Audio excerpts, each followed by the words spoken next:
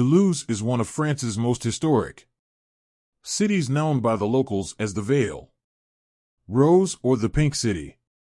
It's also themed for its tasty foods, giving it so close to the border with Spain. There's culture, art, and architecture, but there's also something else. We see it as certainly the aviation capital of Europe and maybe the world. Art history and aviation in Toulouse goes back to the early 20th century and, in fact, only 300 meters from where we're sitting in this fabulous modern A350 is the hangar in which the French Concords were built in the 1960s. And it's here Airbus is hitting its most recent ologies. The area is firstly the ability of an airplane to support the pilots by automating some of the functions required for diversion in case of a problem during flight where the airplane needs to land quickly. The second stream related to opening the possibilities for automatic landings at airports that are not equipped for the automatic landings normally used today in service. And the third stream was assisting pilots with taxiing, which sounds an easy task, but on my screen here you can see the complexity of a busy airport, so we wanted something that would assist with that and reduce the pilot's workload during the taxi phase. Right, this might look like your average cockpit. They come with me and I'll show you we're in a demonstrator aircraft. This is where the technology is all being tested, and the idea is the Airbus want to make their flight safer, known as the Dragonfly project, based on the insect's ability to recognize certain locations. The team have been working on these futuristic capabilities for the last couple of years, and just before the research closes I've come to see what they've been doing starting in the lab. Airbus I. No Lima. Diverting to airport Lima box front. Bravo Oscar. The aircraft was able to generate a new flight trajectory plan and using artificial intelligence to generate a synthetic voice. The plane was able to communicate with both air traffic control and the airline operations control center over the radio scenario where the crew is no longer able of controlling the aircraft. This function will take full control of the aircraft and autonomously, in a safely manner, fly the aircraft down to another end at a suitable runway for diversion.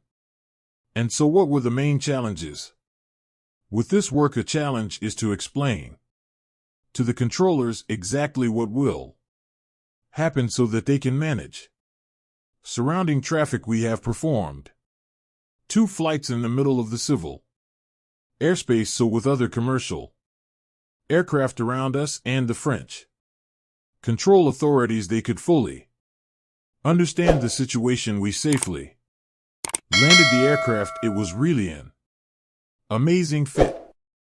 When it comes to assisting with landing, usually a plane connects with existing ground equipment technology, but the team here are trying to make it possible without that tag. They say their innovations could allow the aircraft to land at any airport in the world and to assist. They're using a combination of normal cameras, infrared cameras, and also radar technology, which the team says helped them see behind the clouds.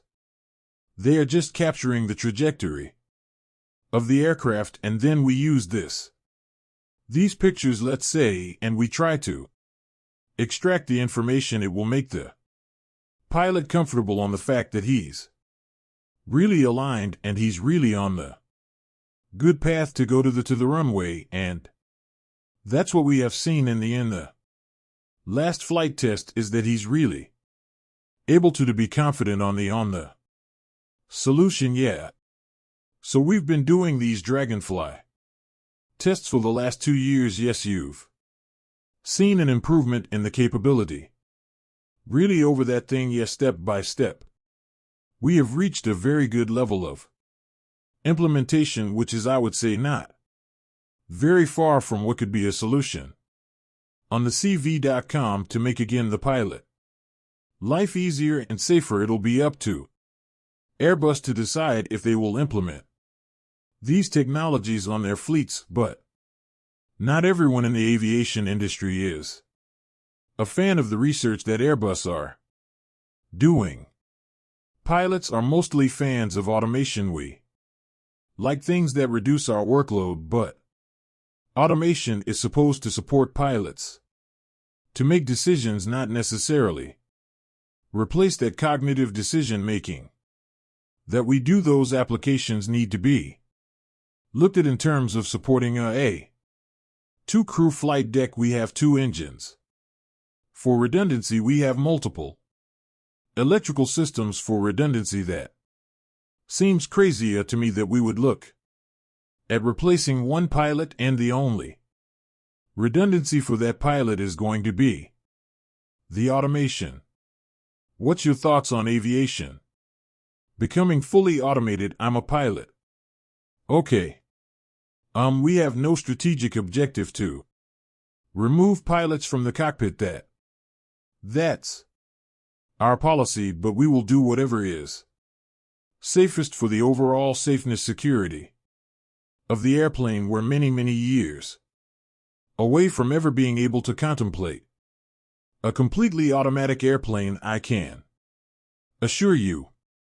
Fundamentally, all of this research means that probably in the not-too-distant future you could find yourself on an airplane with a lot more automated features, but no pilot. Well, that still feels like a long way away.